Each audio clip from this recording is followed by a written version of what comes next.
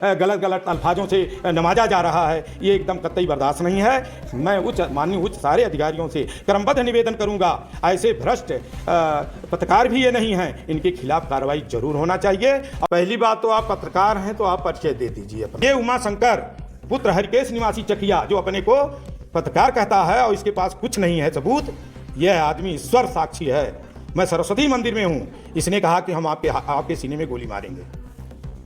उसने कहा अगर आप वास्तव में परमात्मा को मानते हैं, पूरे हिंदू समाज को आप एक, मैं भी हूँ और सरस्वती मंदिर में बोल रहा हूँ, ये सरस्वती जी हैं। जी।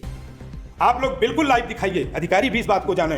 ये सरस्वती की कसम खा के कह रहा हूँ, यह आदमी थाने के सामने इसने कहा कि हम अब आपको गोली आपके सीने में मारेंगे। इस वक्त हम आजमगढ़ के पवई थाना क्षेत्र के अंतर्गत बखरिया गांव में हैं और ये जो प्राथमिक विद्यालय है, इस प्राथमिक विद्यालय पर जो नीतू राम हैं, जिनके ऊपर तमाम आरोप लगा है कि उन्होंने अपने घर में बुला करके पत्रकारों के साथ अमानवीय व्यवहार किया है। उनसे हम जानकारी लेने का प्रयास करेंगे क्योंकि अभी जो समय चल रहा है वो लंच टाइम है विद्यालय में। आइए उनसे जानकारी लेते हैं और जानने का प्रयास करते हैं आखिर मामला क्या था। ये मास्टर साहब अंदर से आ रहे हैं, उनसे बात करेंगे आखिर मामला क्या था, क्यों ऐसा व्यवहार उस पत्रकार के साथ किया गया। देखिए सर हैं, इनसे थोड़ा सा जानकारी लेंगे। सर क्या हुआ था उस दिन? नहीं सर, आप लोग इस चैनल से सर, चैनल तो आप देख सकते हैं, यही जो भी चैनल है। अच्छा जी। और हम लोग यही जानकारी लेना चाहते हैं। बहुत बहुत धन्यवाद आप लोगों को, मेरे विद्यालय पर आप लोग आए हैं, आप लोग का स्वागत है। और जो भी आप जानकारी चाहते हैं और मेरे पास जो भी जानकारी है मैं आप लोगों को बताऊंगा। क्या हुआ था उस दिन? किस दिन सर? 4 तारीख को। 4 तारीख को सर मैं विद्यालय पर था और मेरी मिसेज दवा के लिए वो गई थी जी। और इसके बाद सूचना मिला कि कोई मीडिया बंधु आए हैं जी। गांव में। हमने कहा आए हैं तो आने दीजिए, हमसे भाई गांव का क्या लेना देना। तो वहाँ वो गए कि ना गए, उसकी उस पूरी जानकारी तो मैं कैसे बता सकता हूँ। इसके बाद वो सीधे मेरे दरवाजे पर आए तो मेरा दरवाज़ा बंद था। अच्छा। मेरा गेट बंद था। ये आकर के आना वहाँ जो उन्होंने कहा कि पूर्व प्रधान हैं और गवर्नर नहीं हैं और ये मतलब पूरा पावर प्रधान थोड़ा कुछ होता है, मतलब वहाँ लड़ाने का काम किए और पैसा भी मांग रहे थे वो वहाँ पर। कुछ लोग मुझसे बताए कि ये पैसा कह रहे थे, कुछ पैसा दे दीजिए, जिसका मैटर था। अच्छा, उससे मांग रहे थे कि कुछ पैसा दे दो और हम इसको देखेंगे, हम थाने पे खुदे जाएंगे। तो ये सारी सूचनाएं हमको घर से तब मिला जब वो गए मेरे घर, तो पैर से वो गेट बंद था, पैर से वो मतलब ठोके।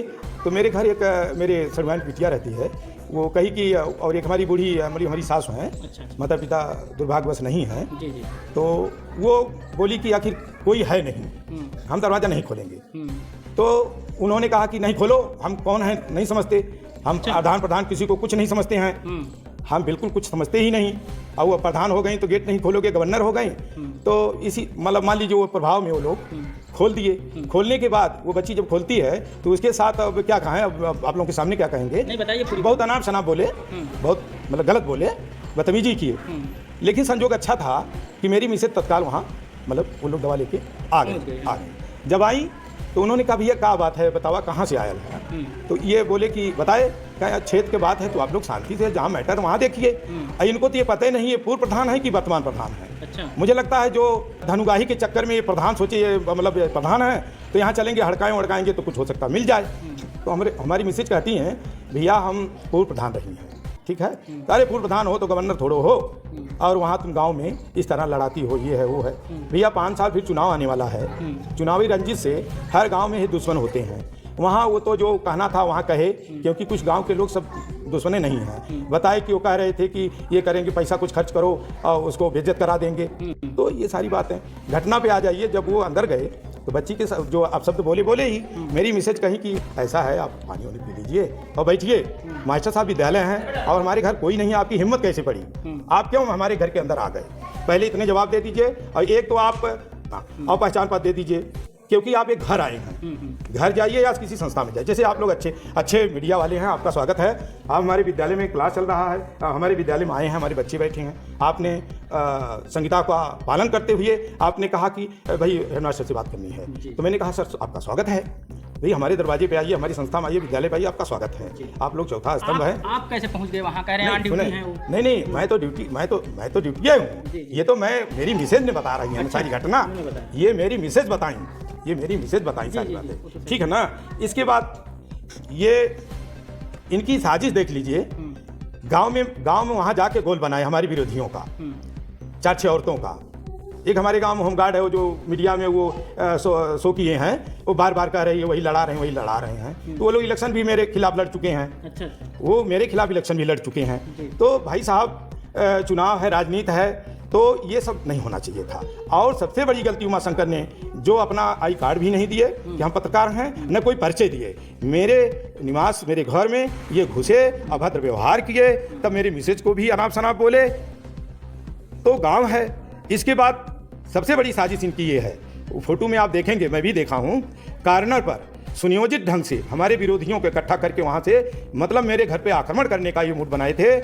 ईश्वर साक्षी है कि ये आक्रमण करा देते।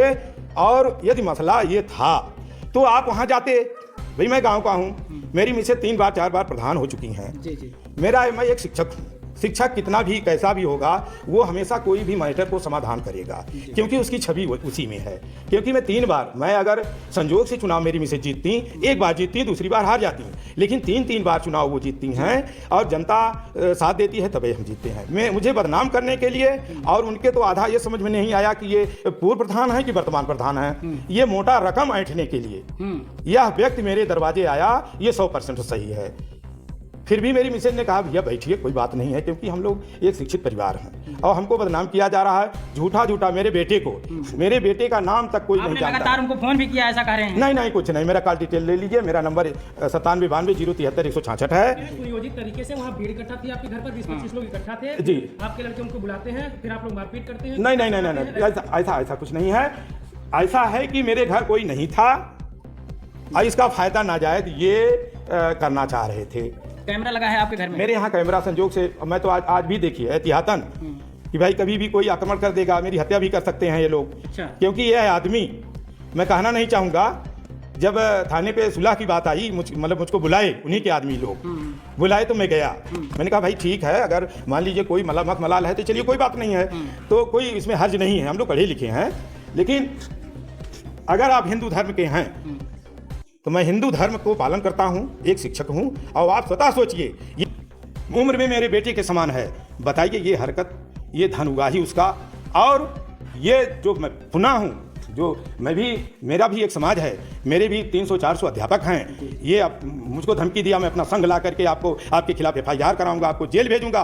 और मेरे एकदम 107 मेरे बेटे के ऊपर कभी नहीं हुआ है। मेरे बेटे सब CHS BHU में पढ़ते हैं और अच्छे संस्कार है, और ये सब गलत मेरे बेटे को और मेरा फोटो वायरल कर रहे हैं और गुंडों बदमाशों को बता रहे हैं कि इनको इस तरह कहेंगे। और ये स्वयं इन्होंने कहा, अगर आप इस भारत देश में रहते हैं, हिंदू हैं, तो आप इस माँ सरस्वती की कसम खा के कह रहा हूँ, वह व्यक्ति कहा मैं आपके सीने में गोली मारूंगा।